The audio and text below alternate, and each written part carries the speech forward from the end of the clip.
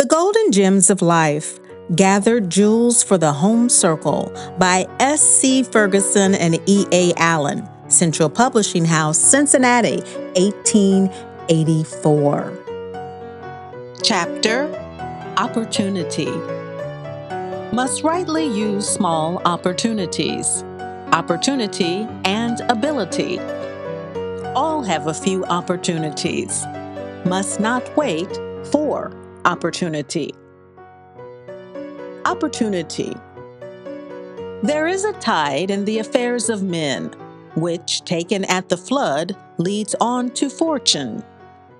Omitted, all the voyage of their life is bound in shallows and in miseries. Shakespeare.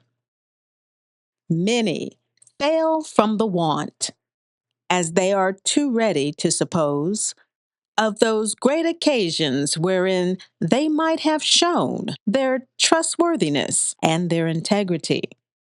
But in order to find whether a vessel be leaky, we first prove it with water before we trust it with wine. The more minute and trivial opportunities of being just and upright are constantly occurring to everyone. It is the proper employment of these smaller opportunities that occasion the great ones. It is one of the common mistakes of life and one of the most radical sources of evil to wait for opportunities. Many persons are looking for some marked event or some grand opening through which they hope to develop what may be in them, and thus make potent a character which now, for lack of motives, is barren and unfruitful. The real materials out of which our characters are forming are the hourly occurrences of everyday life. Every claim of duty, the employment of each minute, the daily vexations or trials we are called upon to bear, the momentary decisions that must be made, the casual interview, the contact with sin or sorrow in everyday dress. All these and many others, as small and as constant, are the real opportunities of life. These we are continually embracing or neglecting, and out of them we are forming a character that is fast consolidating into the shape we gave it, for good or for evil. If we watch through a single day, we shall doubtless discover hundreds of opportunities of both doing and receiving good that we have perhaps hitherto passed by with indifference. And by diligent assiduity in seeking for and embracing these, we shall be prepared to encounter the fiercer storms of life that may await us, or to take advantage of future opportunities that may offer for our good. A man's opportunity usually has some relation to his ability. It is an opening for a man of his talents and means. It is an opening for him to use what he has faithfully and to the utmost. It requires toil, self denial, faith.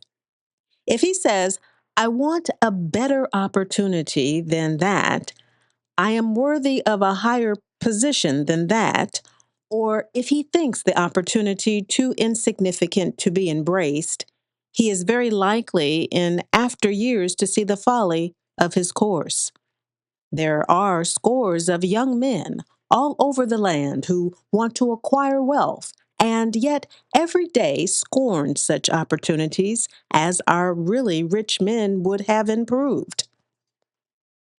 The want to begin, not as others do, at the foot of the ladder, but halfway up. They want somebody to give them a lift or to carry them up in a balloon so that they can avoid the early and arduous struggles of the majority of those who have been successful. The most unsuccessful men are usually the ones who think they could do great things if they only had the opportunity. but something has always prevented them. Providence has hedged them and so that they could not carry out their plan. They knew just how to get rich, but they lacked opportunity. A man cannot expect that great opportunities will meet him all along through his life like milestones by the wayside. Usually, he has one or two. If he neglects them, he is like the man who takes the wrong course where several meet. The farther he goes, the worse he fares.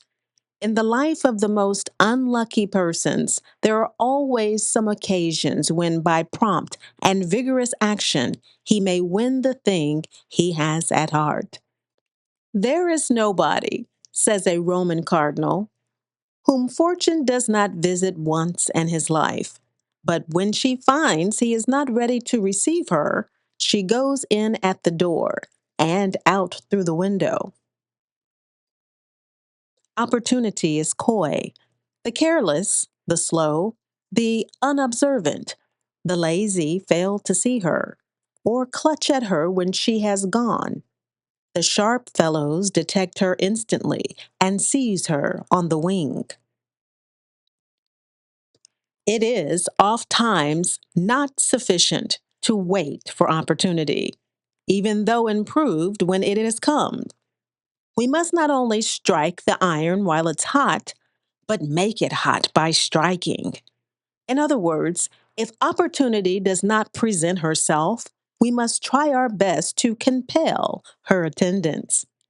Opportunity is in respect to time, in some sense, as time is in respect to eternity. It is the small moment, the exact point, the critical minute on which every good work so much depends. Hesitation is in some instances a sign of weakness, and an exhibition of caution instead of an aid is a hindrance.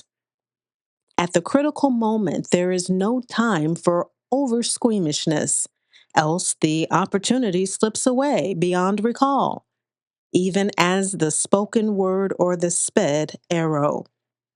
The period of life during which a man must venture, if ever, is so limited that it is no bad rule to preach up the necessity in such instances of a little violence done to the feelings and of efforts made in defiance of strict and sober calculation, rather than to pass one opportunity after another. It is not accident that helps a man in the world, but purpose and persistent industry. These make a man sharp to discover opportunities and to turn them to account. To the feeble, the sluggish, and purposeless, the happiest opportunities avail nothing. They pass them by, seeing no meaning in them. But to the energetic, wide awake man, they are occasions of great moment, the improvement of which contribute in no small degree to his ultimate success.